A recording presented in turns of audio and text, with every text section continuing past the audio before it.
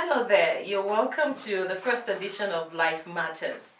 Life Matters is a program aimed at ministering on focal issues concerning the family and the society at large. We will touch on all areas concerning the family and we try to fulfill solutions as God leads us. On this program, I will be the host and my name is Oluwatosin Fetiga. And we are privileged to have a woman of God, a mother, a pastor, a writer and a motivator with us. She will be sharing with us from her wealth of knowledge. Please join me in welcome Pastor Wumi Oyetuga to the show. You're welcome. Thank you very much. All right. I know that you have been longing to have this show come on here. You have so much in you that you want to share with the world. We have talked on several issues concerning the society, and you've been eager to come and share with us from your wealth of knowledge. Today, we want to talk on an issue that cuts across. We want to talk about how people adapt to change in the environment. You know, people are always moving from one place to the other. It could be movement between, people leaving their country to another country. It could be someone changing jobs. It could be people finding themselves in a situation they never envisaged they could find themselves. So today, we're going to be discussing on that topic and then see how we can advise people out there and see what we can tell them. Okay. So, let me start with this. Adapting to a new environment. What's your take on it? What areas do you think, or what examples comes to mind when you think about adapting to a new environment? You know, when I think of adapting to a new environment, I always think back to the Bible, because the Bible is the basis for everything. God said to Abraham, leave your father and mother and move to another location. Sure. Also, if we think about Daniel, Shadrach, Meshach, and Abednego, though it was not a pleasant situation, but they also had to move. So we can see all those examples through the scriptures of people relocating, which is the word we use right now. And when you relocate somewhere, there is definitely a new culture. There will be culture shock. There will maybe even be new weather. Like, I'm from Nigeria and I came to Saskatoon in January and it was minus 42 when I arrived. So that was definitely a rude shock. So when we think of, relocation or adapting and stuff like that, it comes with a whole lot of things that sometimes we're not even prepared for.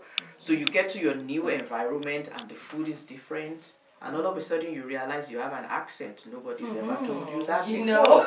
And all of a sudden you think, oh, I'm the only one with this skin color and everyone else looks different. And then there are all those silent battles we have to deal with. There are the physical ones, there are the emotional ones. There is the emotional one of being separated from your family. Yeah, sure. And now you're on your own trying to figure out, why am I here? So those are some of the things that comes to mind for me when I think of, adapting to a new environment or relocating to a new environment. I don't know if I've answered your question or you have even gone beyond what you wanted to talk about. But that is fine. That is really okay. I'm sure a lot of people are out there, and maybe you're out there, you're saying, that's the situation I'm in right now. They're talking about me. This program is just for you, and we're just starting. We'll get there soon. So, I recall that when I was leaving Nigeria and coming to Canada, it looked very exciting for me, like I'm going to a new environment and all that. And I felt I was prepared for it. I felt like, okay, there's no big deal. We're going to another place. And then I used to think I had good accent. and then I found myself in a working environment that people will say, yes, what did you say, like that? And I'm like, okay, am I not speaking clear enough or something? Where am I getting to? When people are coming to new environment, they're not prepared for the fear. Well, some people have the fears. Some think everything should be fine. But if they find themselves in such a situation, sometimes depression sets in. How do you handle such a situation? Personally, I don't think there's any easy way for preparing for relocation. We might think we're prepared physically, But until you face the new environment and the reality of it stares you in the face, and then you realize, oh, I didn't think of this, I didn't think of that. Now, one basic thing that should guide every Christian is, this step I'm about to make, is God in it with me? Because for every situation in life, we will face fear. We will be afraid of something. Afraid of the unknown, afraid of not being accepted. That's true. And it cuts across all ages. Like whether you're going to high school, university, workforce, whichever way, there will always be that fear of, will I make it? But if you are sure that God, like Abraham, God told him to relocate. That's it. As long as you're sure that God is in this journey with you, then that gives you something to lean back on. Even when those fears stare you in the face, to say, you know what, God, I know you're here with me. I always say something to people when they're new in town. I meet them and I say, oh, welcome to Saskatoon. Don't worry, God is here. That's it. Just like, was it Jacob that fought with the angel overnight, and he said, oh, the Lord is here and I did not know it. But on our own side, we need to know it. So if you know that, then when the fear stares you in the face, it will be easy to say, you know what, I know you're with me here. I know I'm not alone. I know everything might not look like it should, but just the fact that God is with me here, that gives you some strength to carry on. And that strength has to be, you have to seek it out on a daily basis. Yeah, you have to seek it, because the challenges for each day differs. So you have to seek it out on a daily basis to face those fears and know, my mom, my auntie, she's my auntie technically, but I call her mom. Okay. She would say, when God told Abraham to relocate, God did not give him any instruction about going back. So once God has brought you somewhere and you don't have instructions about going back, then the fears that you're facing there, you better deal with it. That's because let's face it, it's like you have no escape route. Exactly. You're kind of there. You're stuck there. So you have to deal with it. So God is the first thing when it comes to fear of the unknown. Just make sure God is with you on that journey. That is really great. So, seeking the face of God first is the most important thing. And as you go on the journey, as you proceed, wherever you find yourself, you still continue to seek His face. You don't just say, okay, God, I heard that God said I should come here and I'm here and that's it. So whatever comes, you should still continue to be in close relationship with God. That is fantastic. So when we talk about adapting to another environment, I'm also looking at it from another perspective. Okay, you're moving to a new place, you're seeking the face of God. What about people who are not even moving, but situations just change? And they find themselves in another situation that they didn't even envisage is going to happen to them like that, and it just happens. And how do they cope? People just fall into depression. There are different situations, and we don't really want to be specific, but what happens when it is not an environmental change, it's situational change? Then you don't need to seek the face of God. So what happens? What does that kind of person do? Well, I will start with this again. Even when it's a situational change, we still need to seek the face of God. There's a book in the Bible that I try not to say the name, Ecclesiastes. Did I say it right? I think you did.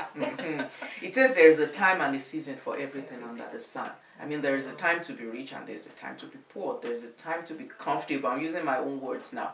And there are those times in life that you just feel like everything is not working. So what do? You go back to God.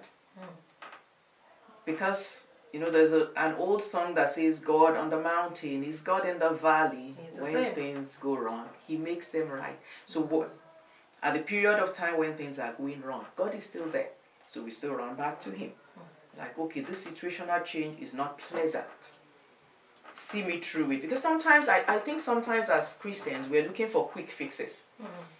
And our life it's a journey. It's a process. And I always say this to myself, that when God takes me through a valley, there's a lesson I need to learn. If I don't learn it, I will repeat that valley experience. So I've learned to deal with valley experiences like, okay, God, it's not pleasant, but I'm sure there is something you want me to learn from it. Please help me to learn it pass this exam, because if I don't, that means it's going to repeat itself. So whenever situations change, whether by relocation or just situational changes that are not in line with what we envisioned for our lives, we still need to fall back to God in prayers, definitely in prayer, seek His face, and be sure that, okay, God, this experience that I'm going through, you allowed it. I mean, there are the situations that are not pleasant that God allowed, and there are the ones that are just plainly the work of the devil. So then in that one, you bind, you loose, you rebuke, and do all that fasting and prayer. But when it is the one that God allowed, I think the first thing we need to pray for is patience. Yes. Patience to go through it, and the wisdom to learn the lessons we need to learn. Because if we don't, we might have to repeat that experience. Wow. In all this, it still brings us back to the beginning. How do we even learn the experience? How do we even know or identify that God is here if we don't belong to Him? So I think the first thing first is you still have to be a child of God. Oh, yes. To be able to seek His face, to be able to walk with Him and understand that He is still the same God in the valley and the God on the mountain. Wow. He is. I feel like discussing this forever because there's so many things to talk about. There's so much to still talk about. There's so many things that I know you want to talk about and advise us on. But what I just want to tell us is that this is just a short edition for today, but we are still going to continue, and I know you don't want to miss the next edition. This is the beginning. It's just a short one. We have so many topics to talk about. We have so many issues to highlight to us. We have so many. I don't even know what to say again, but I know that it's going to be a show that will change lives. We know God is in charge of this. We know God prepared this for someone out there. And before we leave, I just want you, Ma, to share a word of prayer so that anyone out there that thinks that this is my story that is being talked about, that needs a change, can connect with God, can know that there is still hope. That's what maybe we'll do that, and then we can wrap it up for today. Okay, so let us pray. Our Father and our God, I thank you for this short minutes that we've spent talking about your plan for our lives, especially when it comes to relocating or situational changes. And Lord, because I know that you can reach every man and every woman, I'm asking if there is anyone out there watching or listening to this that is going through one situation or the other that needs your intervention. Father, I ask in the name of Jesus that you stretch forth your hands over their life, oh God, and you solve whatever might be the problem before them, and that you give them the patience to wait on you. Give them the strength to tarry in your presence in prayer, and give them the wisdom to know what you are saying to them, and the courage to take the bold step that they need to take. And at the end of it all, Lord, making heaven and reigning with you, Lord, help us to walk our Christian journey in a way that will get us to make heaven at the end of it all. All of this we have asked in your Son's name, Jesus Christ. Amen. Amen. Thank you so much, Ma. You're welcome. Thank you so much for watching today's edition. See you next time. Bye.